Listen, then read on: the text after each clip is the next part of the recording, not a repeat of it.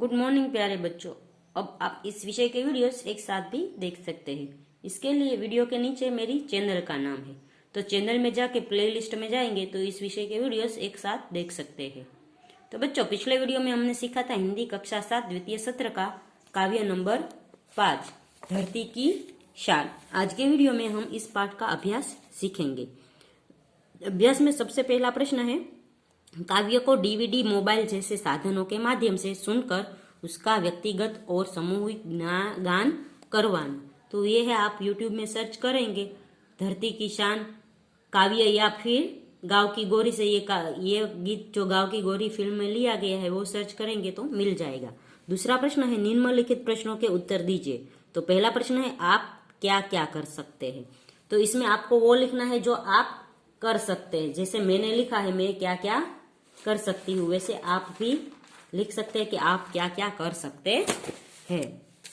मैं साइकिल चला सकती हूँ, मैं पतंग उड़ा सकती हूँ, मैं खाना बना सकती हूँ, मैं बर्तन धो सकती हूँ, मैं सब्जी काट सकती हूँ, मैं पौधे लगा सकती हूँ। दूसरा प्रश्न है, विविध क्षेत्रों में मनुष्य ने क्या क्या प्रगति की है। तो उसका जवाब है, रासायनिक खाद और ट्रैक्टर बनाकर मनुष्य ने कृषि क्षेत्र में अनाज का उत्पादन बढ़ाया है। विद्युत शक्ति से चलने वाली मशीनों द्वारा उसने औद्योगिक क्षेत्र में कपड़ा, प्लास्टिक, रबर आदि से तरह तरह के उत्पादन किए हैं। भवन निर्माण के क्षेत्र में उसने अनोखी सफलता प्राप्त की है। मोटर, बस, रेलगाड़ी, दुपहिए, विमान आदि के निर्माण से यात्रा बहुत सुगम है। टेलीफोन, मोबाइल, ईमेल आदि के द्वारा संचार व्यवस्था में क्रांतिकारी बदलाव आया है। कंप्यूटर के आविष्कार ने हर एक क्षेत्र में अपनी उपयोगिता साबित कर दी है।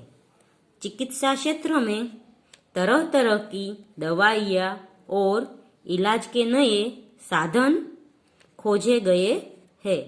इस तरह विविध क्षेत्रों में मनुष्य ने अद्भुत प्रगति की है। तीसरा प्रश्न है, अन्य जीवों से मनुष्य महान कैसे है। तो उसका जवाब है, मनुष्य के पास अन्य जीवों की अपेक्षा सोचने समझने की विशेष बुद्धि है। इसी बुद्धि के द्वारा उसने अनोखे आविष्कार किए हैं। मनुष्य को वाणी का वरदान मिला है। उसके पास भाषा की शक्ति है। इसके बल पर उसने सभ्यता और संस्कृति का विकास किया है।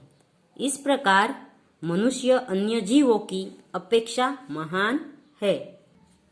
चौथा प्रश्न है, काव्य में उल्लेखित प्रकृति के तत्व बताइए और उनके समानार्थी शब्द दीजिए। तो काव्य में प्रकृति के तत्व है धरती, धरती का समानार्थी होगा भूमि और पृथ्वी। फिर है पहाड़, पहाड़ का समानार्थी पर्वत होगा, पर्वत है तो पर्वत का समानार्थी पहाड़ होगा। फिर है नदी, तो नदी का समानार्थी सरिता होगा। फिर है माटी, तो माटी का समानार्थी मिट्टी होगा। फिर है अंबर, तो अंबर का समानार्थी आकाश होगा।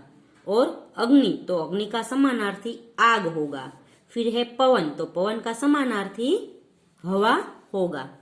आगे का प्रश्न है, निम्नलिखित शब्दों का शुद्ध उच्चारण कीजिए और शब्दकोश में से उनके अर्थ ढूंढकर बताइए।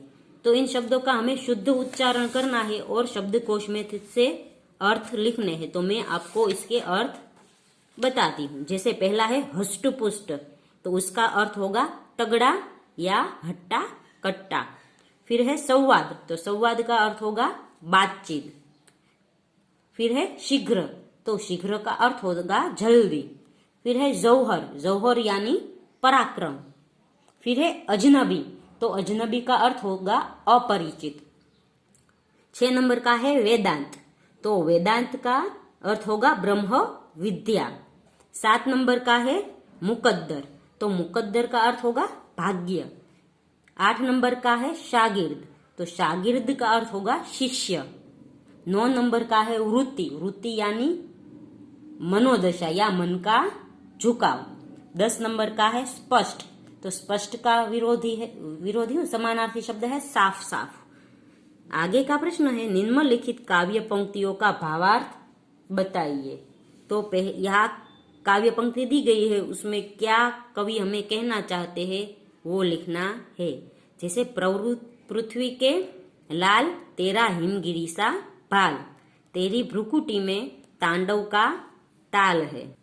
तो इसका अर्थ होगा हे पृथ्वी के पुत्र, तेरे पास हिमालय जैसा उच्च दर्जे का दिमाग है।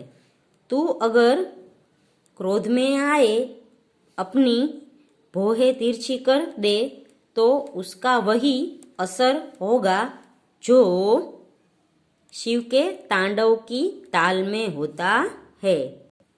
दूसरा है गुरु सा मतिमान पवन सा तू गतिमान, तेरी नभ से भी ऊंची उड़ान है रे। तो उसका अर्थ है हे मनुष्य, तुझ में महान देव गुरु जैसी बुद्धिमत्ता है और तू पवन की तरह गतिशील है। तू आकाश से भी ऊंचे पहुंचने की शक्ति रखता है। आगे का प्रश्न है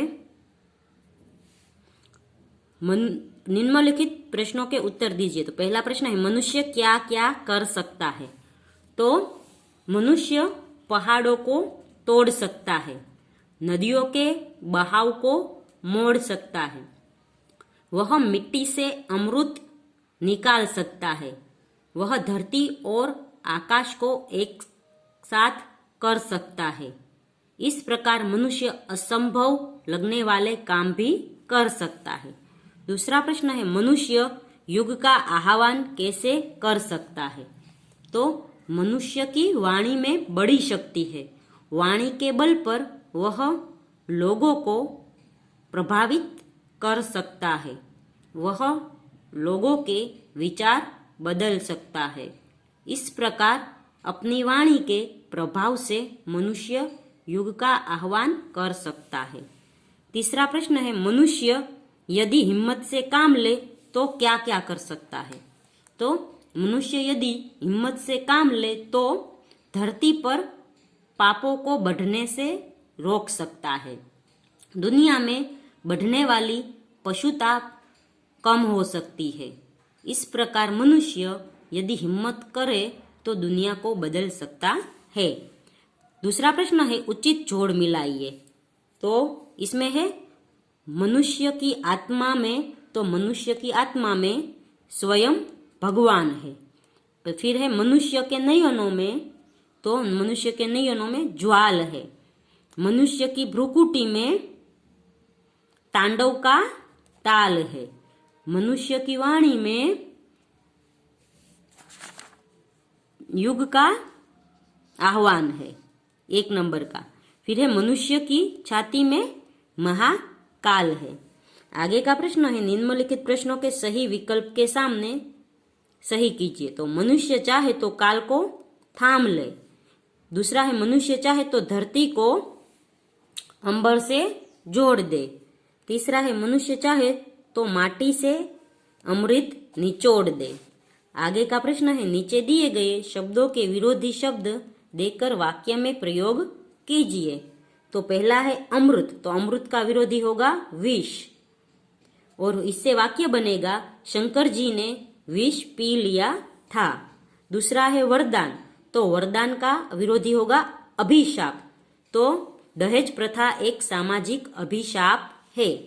तीसरा है ऊंचा, तो उसका होगा नीचा, तो उसका सिर शर्म से नीचा हो गया। फिर है पाप, तो पाप का अर्थ होगा पुण्य, तो विद्या का दान पुण्य का कार्य है। फिर 5 नंबर का है जीवन, तो उसका अर्थ होगा मृत्यु, तो वीर पुरुष मृत्यु से नहीं डरते। तो प्रश्न नंबर 5 है नीचे दिए गए शब्दों को शब्दकोश के क्रम में रखकर उनका अर्थ शब्दकोश में से जानिए और लिखिए। तो यहाँ शब्द दिए गए हैं, उसको हमें है वो शब्दकोश के क्रम में लिखने हैं और फिर इसके अर्थ जानने हैं। तूफान, वरदान, नयन, शीश, क्षति, आईना और झनकार। तो इसके हम है वो शब्दकोश में के क्रम में भी लिखेंगे और उसके अर्थ भी जानेंगे। तो पहला है आईना, आईना यानी दर्पण। दूसरा है क्षति, क्षति यानी हानि। तीसरा है झनकार, झनकार यानी पायल या वीणा भी कह सकते हैं। फिर है तूफान, तो तूफान यानी आंधी। फिर है नयन, तो नयन का अर्थ होगा आंख या नेत्र। फिर है वरदान, तो वरदान यानी कृपा। फिर है शीश, तो शीश यानी मस्तक या माथा। तो बच्चों यहाँ पर है वो 5वां काव्य खत्म होता है। अगले वीडियो में हम 6ठा पाठ सीखेंगे। तब तक के लिए गुड बाय, टेक केयर।